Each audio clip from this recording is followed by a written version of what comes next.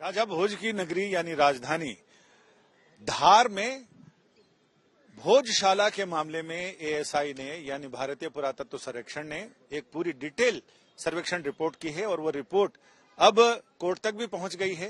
Report में बहुत सारी ऐसी चीजें हैं जो ये बताती हैं कि वहां संरचना पूरी तरह से ऐतिहासिक और हिंदू मंदिरों की संरचनाएं मिली हैं।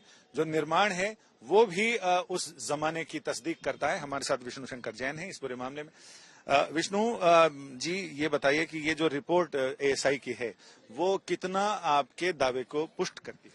देखिए, सबसे प्रथम बात यह है कि धार भोजशाला के लिए जो इस मैटर की पूरी कंट्रोवर्सी है वो 7 अप्रैल 2003 का आदेश है आर्कियोलॉजिकल सर्वे ऑफ इंडिया का, जिसके तहत एएसआई ने यहाँ पे आदेश दिया था 7 अप्रैल 2003 को कि हिंदू समाज के लोग यहाँ पे मंगलवार को पूजा करेंगे और यहीं पे मुस्लिम समाज के लोग फ्राइडे को नमाज पढ़ेंगे।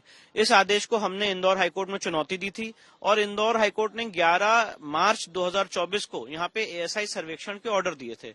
98-99 डेज का एएसआई का यहाँ पे सर्वेक्षण हुआ और पूरी साइंटिफिक स्टडी कंडक्ट करने के बाद एएसआई ने बहुत डिटेल्ड रिपोर्ट कोर्ट के समक्ष सबमिट की है, जिसमें कोर्ट में उन्होंने ये बताया है कि किस तरह से पूर्व में ये स्ट्रक्चर एक हिंदू मंदिर का था। यहाँ पे कैसे कैसे हिंदू देवी देवताओं के चिन्ह मिलते हैं, कैसे गणेश जी, ब्रह्मा जी, सरस्वती माँ के यहाँ पे चिन्ह मिलते हैं।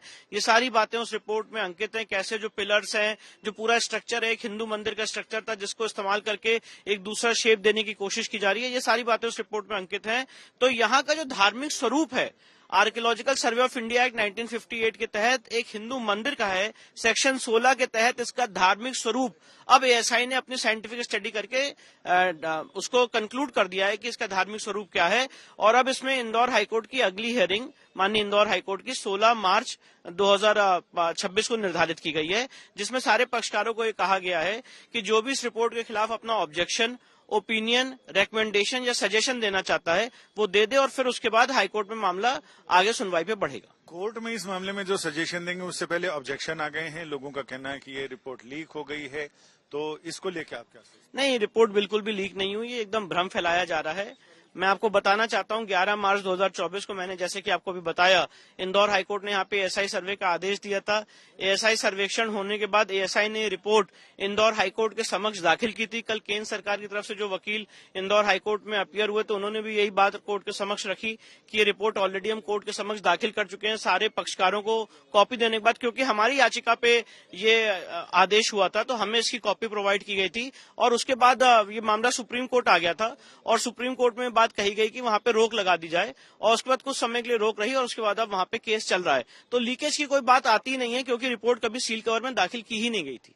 तो इसमें ये रिपोर्ट आपके दावे को मजबूत करती हुई दिखती है? जी बिल्कुल, ये रिपोर्ट एकदम स्पष्ट रूप से क्लियर करती है कि ये पूर्व में एक हिंदू मंदिर का परिसर था और किस तरह से यहाँ पे हिंदू मंदिर के परिसर को ही एक गलत ढंग से इस्तेमाल किया जा रहा है। ये सारी बातें इस रिपोर्ट से सिद्ध होती है और ये बहुत ही डिटेल्ड और साइंटिफिक स्टडी है जिसमें एएसआई ने नॉन इन्वेजिव मेथड्स का इस्तेमाल करते हुए ये सिद्ध किया, ये स्पष्ट किया है कि एक हिंदू मंदिर का परिसर है।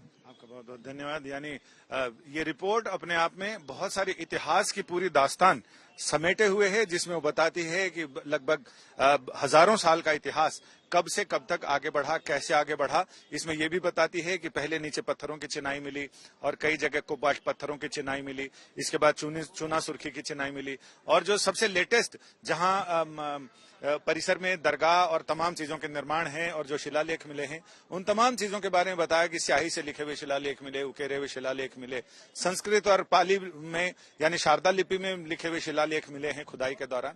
तो ये तमाम चीजों को मतलब कदम दर कदम ये रिपोर्ट बताती है। अब इंदौर हाईकोर्ट मतलब मध्य प्रदेश हाईकोर्ट की इंदौर पीठ के समक्ष इस मामले की सुनवाई मार्च में तय है। अब ये देखना दिलचस्प होगा कि इस रिपोर्ट के आधार पर कोर्ट की सुनवाई किस दिशा में आगे बढ़ती है। कैमरामैन अशोक भनोट के साथ संजय शर्मा, दिल्ली।